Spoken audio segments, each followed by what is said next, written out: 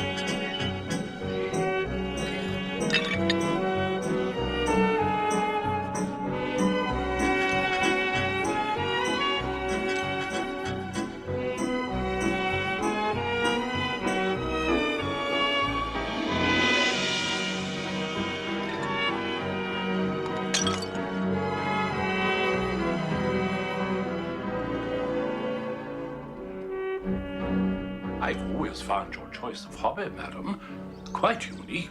Yes. What do you think, Sneller? Not really my department, madam. Venus design. Weber Brothers, 1918. Famed corsetiers to the gentry. And if you look carefully, you'll see it's got only 2 elastic panels in front instead of the usual 3. So it has, madam.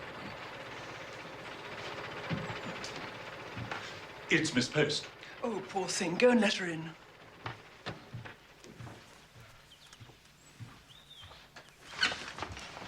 Sneller, how are you? Very well, miss. So sorry to hear about your parents. Thank you, Sneller. Do you have 1 and 6 for the driver? I'll see to it, miss. Flora, darling, was the funeral too awful? Oh, horrid. Though, I'm bound to say, all the London relatives seem to enjoy it no end. Did any of them ask you to go and live with them? I meant to warn you. Relatives at funerals always do that. Not me. I've only £100 a year and I can't play bridge. And I was never very close to my parents. Of course, you can stay here as long as you like, darling. But you'll probably want to take up some kind of work sometime. Earn enough for a flat of your own. What kind of work? It's ages since I did any, but there must be something that would suit you. Bookkeeping? Beekeeping? I can't do that, Mary. Really. Now, Flora, don't be feeble. You know perfectly well you'd be miserable if you hadn't a job and all your friends have. Besides, £100 a year. Hardly keep you in stockings and fans. Oh, thank you, Sneller. Battenberg, my favourite. You must have some ambition. I do. I want to be a writer. When I'm 53, I mean to write a novel as good as Persuasion, but with a modern setting. Well, how will you spend the next 30 years? Living life, collecting material. Surely no one can object to that. I have such a lot in common with Jane Austen. Neither of us could endure mess. What will you live on? Or off? As you said, relatives. I'm peculiarly rich in them. They haven't asked you. The London ones haven't, but there are plenty more all over the country. I'll send off some piteous letters tomorrow. What should we do tonight? Are any of your admirers back from their jungles? You must see the new River Club. It's ever so smart and select. Sneller, are any of the men home? I believe Mr. Fairford and Mr. Biscuit. Ah, Bicky. Charles Fairford. He's a relative, a sort of second cousin. Telephone, madam? Belgravia. 2211.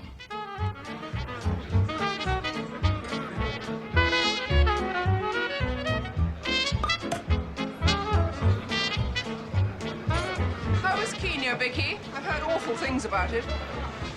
It's all true. More bubbly. Oh, just pour it, Vicky. Mary says you want to live with relatives. Oh, you shouldn't have said Mary. He might think I want to go and live with him and was angling for an invitation. You'd be very welcome.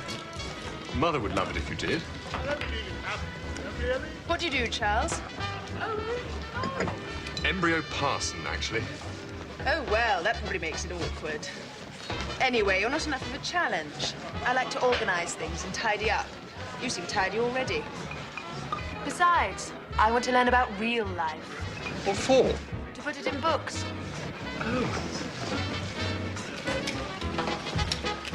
How about it, Mary? I think Vicky wants to dance. What about that game of golf? Ese, Eta, ese.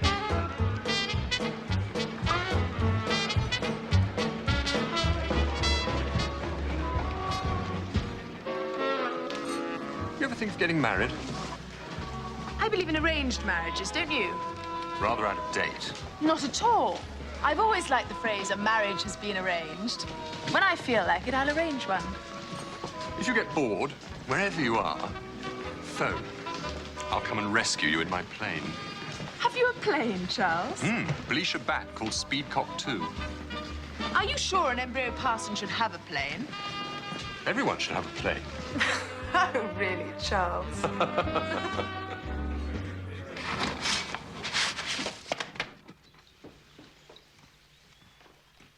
Post dispersed. There you are. They've all answered. No, you'll be sorry. Well, wait now. I want to see what they have to say. Then I'll make my choice. Well, go on, then. My dear niece, such a sad loss. But we must all keep a stiff upper lip. You be most welcome here. The Worthing air is bracing, and dear Rosedale is always Full of the happiest of boarders. You'll find a true home atmosphere and plenty of fun. Cousin Peggy. Now, our Kayla of her own troop would love to share her bedroom with you. Your loving Aunt Gwen. Share. I couldn't.